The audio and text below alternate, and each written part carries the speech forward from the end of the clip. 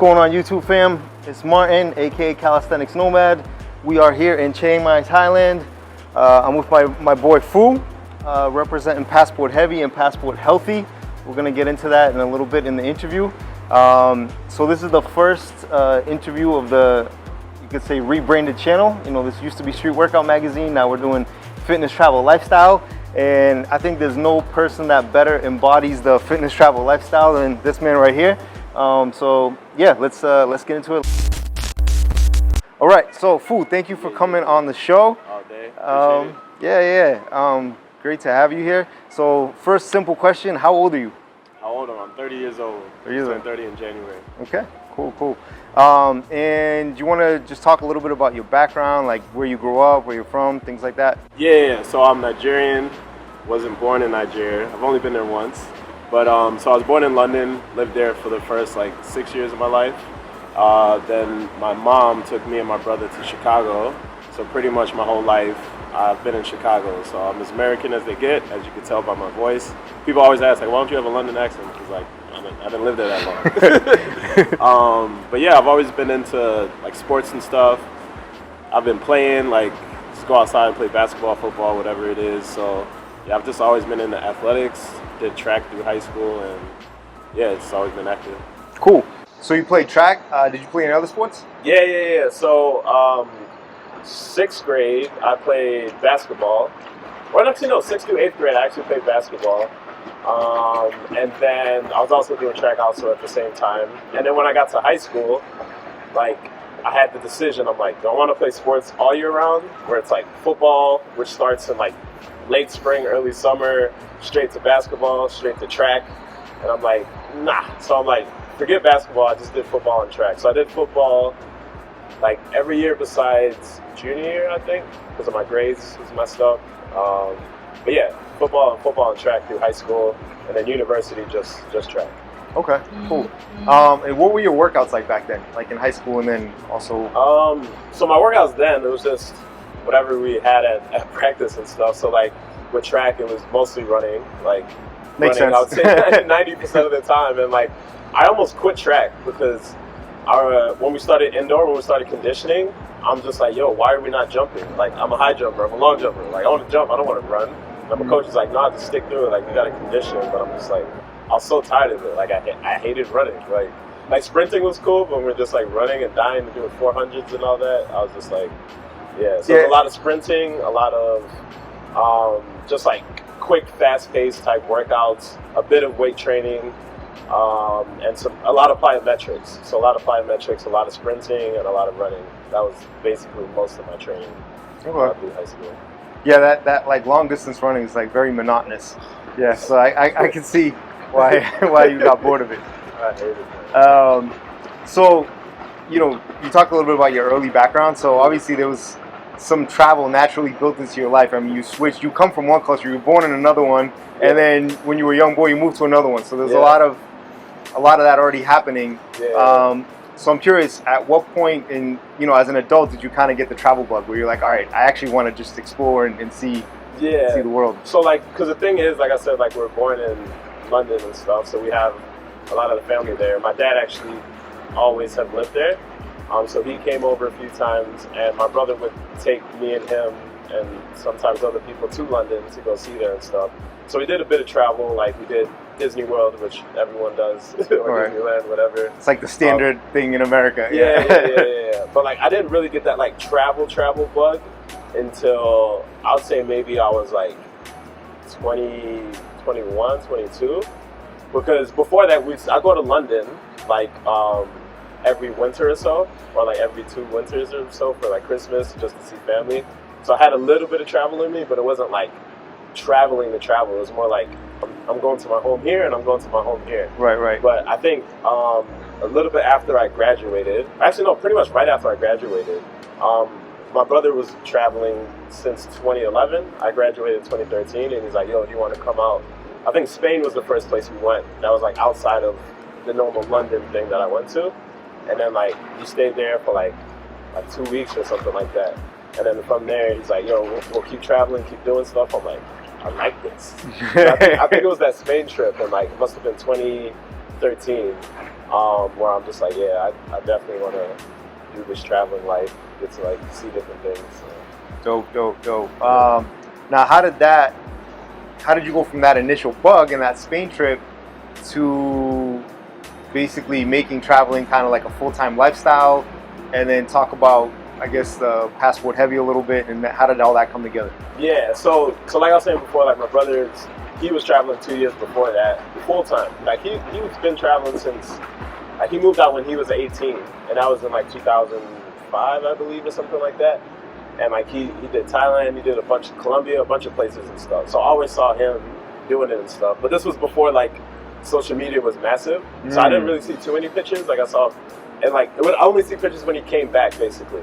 And like he showed me his camera. And this was the digital camera era. Yeah. So he plugged his SD card into like our compact Presario, and I'm like, oh shit, look at all these pictures and videos and stuff. So it wasn't like now, like you're watching people's Instagram stories and stuff. And like there was times where like he wouldn't come home for like a year or so. So it's like I knew he was traveling, but I didn't really see it. I didn't really see the light of it. You didn't get those day-to-day updates like you get now. Yeah. So back then it was just like I'd like talk to him a bit and like kind of talk about stuff. But it wasn't until like I came to Thailand in late 2013, and he pretty much invited me out here. So I started working with him. So that was after Spain? Yeah, that was after Spain. So Spain was like July or something like that, summertime, 2013. And then I went back home, and then a few months after I came out to Thailand, and that was like when I was like moving. Like I pretty much packed all my stuff, overpacked like crazy. Oh, everybody does, yeah. That suitcase like this, like filled like that. Then you hate your life when you're like, why did I take all this stuff? Yeah, I'm gonna need these 5 jackets, I'm gonna need 20 hoodies, and like, yeah, it was ridiculous. But yeah, I came out here, and I just remember like the first time I landed in Bangkok, or even before I landed, I was taking pictures of everything. I was on a plane taking pictures, I was in the airport taking pictures, like, ooh, look at these Asian people, these are really Asian people, like taking pictures and shit. But I remember like being in the taxi from the airport to the Airbnb he was staying at, and I was just like, yeah. So like when I first came out of the airport in Bangkok, I was taking a taxi to see my brother in his Airbnb, and I just remember like driving in the car and looking outside the window. I'm like, damn, this place is big. I'm like, this place is massive. Like, because in my head, like from the media and everything that I saw, like America is like the biggest, greatest place. You'll never see anything bigger. You'll never see anything better. And like everywhere else around the world, it's like, it's cool to go take a picture, but it's like nothing to like, yeah, like nothing to be overwhelmed by. So when I got there, I was like, what is this? And then like, so I pull up to his apartment, which was sick. And I'm just like, yo, I can get used to this life here. And then like, as the days start going by, like I start seeing the prices of everything. I start seeing how friendly people are. And I'm just like, yeah, I'm with it. I'll mess with this. and like, yeah, it was just like, I think it's like one of the best places you can come. Like if you're starting your like full-time travel career, like Thailand is such like an easy place to come into because the people are so welcoming. It's easy to book places. You can go to hotels if you want. You can get Airbnbs. You can get around quite easily. There's like places to go see. You got beaches, you got mountains, you got all that different stuff. So yeah, I think this is one of the best places that I could like start my like travel career. And it's easy to meet people here too. So one thing that happened is like my brother, so like we were in Bangkok for like a week or so, then we came to Chiang Mai, and then he left within like 2 weeks or so. He'd have to go to Orlando for some conference or whatever, and I'm like, oh snap, I'm in this new country by myself. What am I gonna do? So I was just like hella nervous, but at the same time just like, let's see what happens. And like it was so easy to meet people. Like I'll go out anywhere, just start talking to people. I like connected with like a bunch of locals. One guy actually took me to like Chiang Rai, which is like an hour and a half from here, and like yeah, it was just like super easy, super chill, and like yeah, like from there I'm like, I'm not stopping doing this unless like I die. Cool. All right. So this is still all around like late 2013, early 2014, right? Yeah. So how did that Chiang Mai experience and that lead into Passport Heavy? So at this point, you're in Chiang Mai by yourself.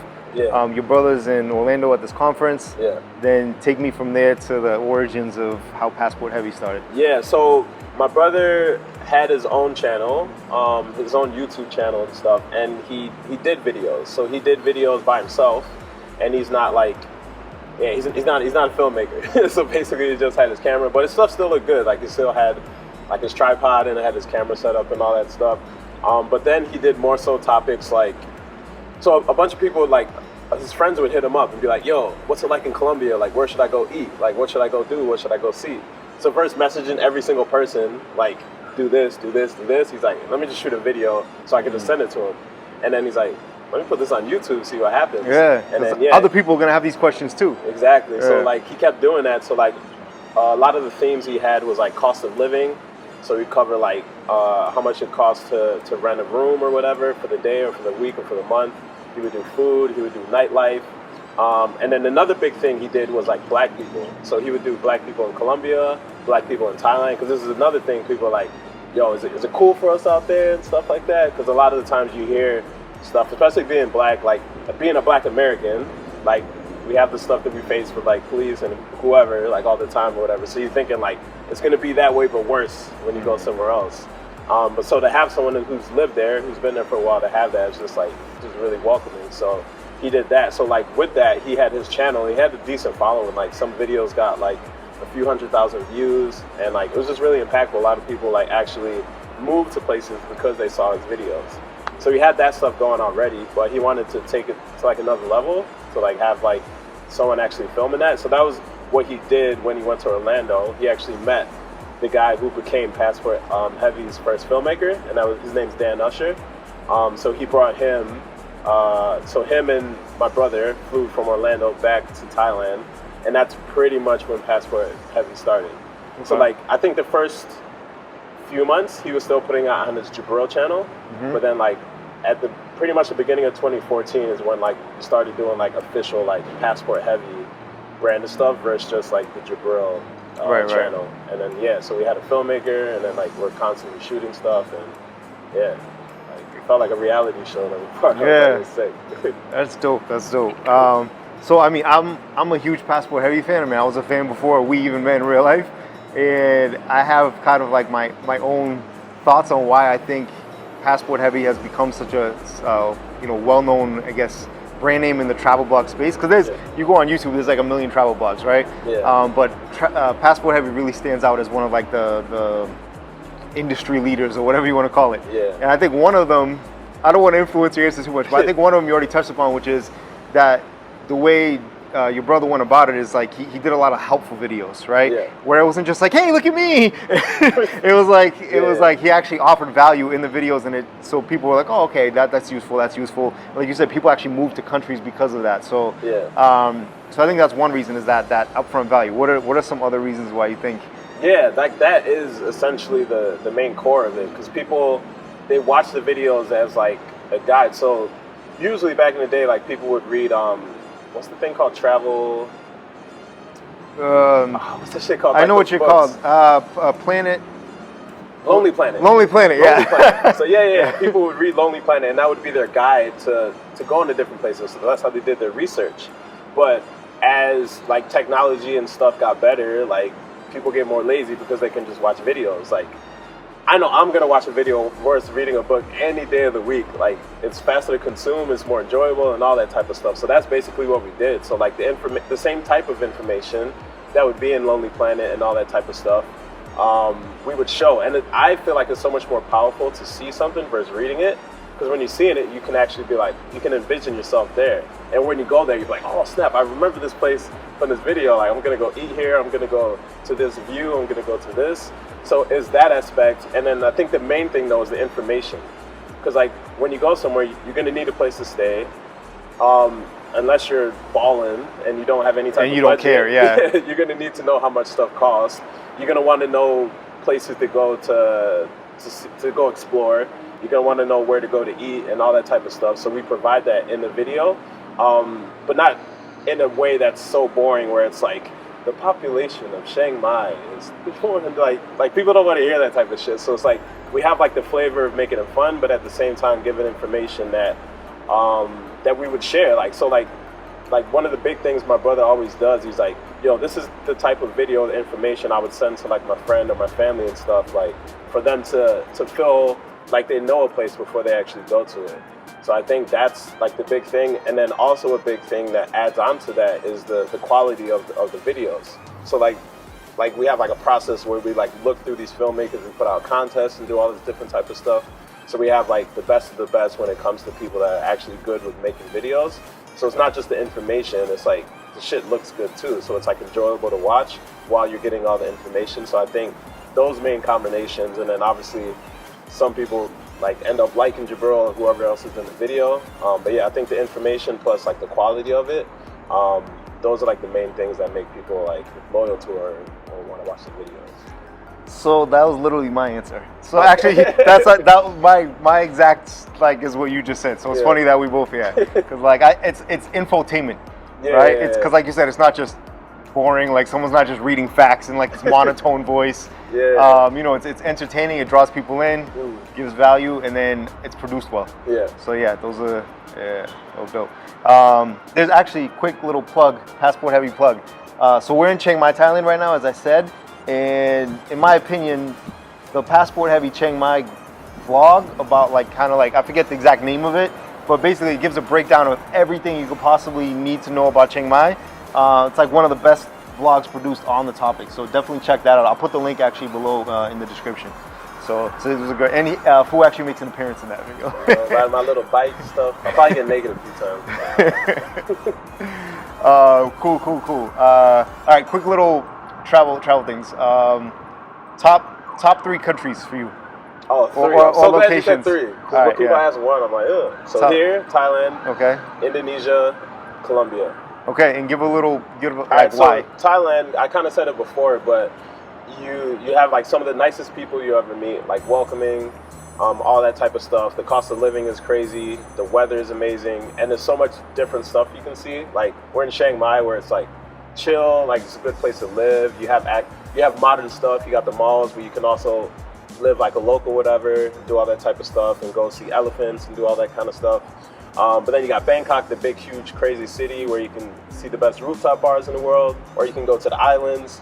You can have the chill islands where you're just like on a romantic thing. You can go and be a hooligan in Koh Phangan and do the full moon party, or like you can just go explore. Like you got literally everything like in the country. Bali, it's similar to Thailand in that sense of you can go and see all these different things, but with Bali it's closer. Like you can ride your motorbike or take a car to all these different places, and I feel like there's even more nature to see in Bali, just because it's so accessible.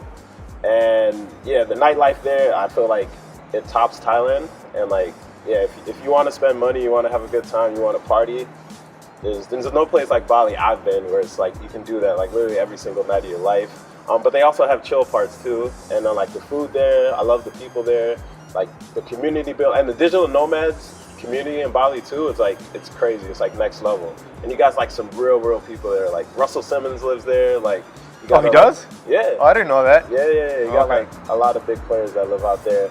And then Colombia, it's so people know Colombia obviously for the women, like the drugs and all that type of stuff, and that stuff is there.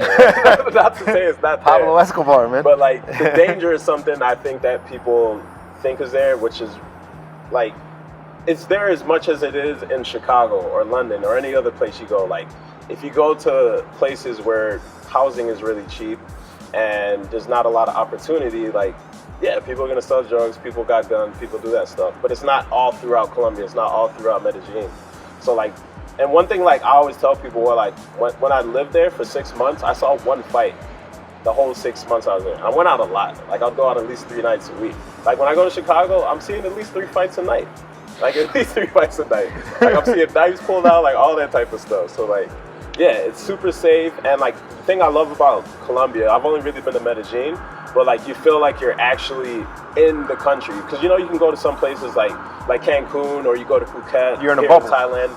Yeah, it's like, it's just a tourist like type thing. It's like, oh, come try the pad Thai, like local Thai cuisine. Like, like nah, like you don't feel that. And it's like, but Colombia, when you're in Medellin, you don't feel like that. Like you're a part of like the people. Like, and there you got to learn to speak Spanish. Like if you're not speaking any type of Spanish, you're gonna be lost. So it's like being forced to speak Spanish to learn something. And like they always have different things going on. They always have like parades. They always have like holidays and that type of stuff. And yeah, and they call it the land of eternal spring. So literally all year round, the weather is like 70s, 80s, 60s, 70s, 80s. Yeah. I don't know what Celsius like. I don't know either. 20, 30? I don't know, something like that. But yeah, it's always just like not too hot, not too cold, and yeah. And the women are really nice. Nice, nice.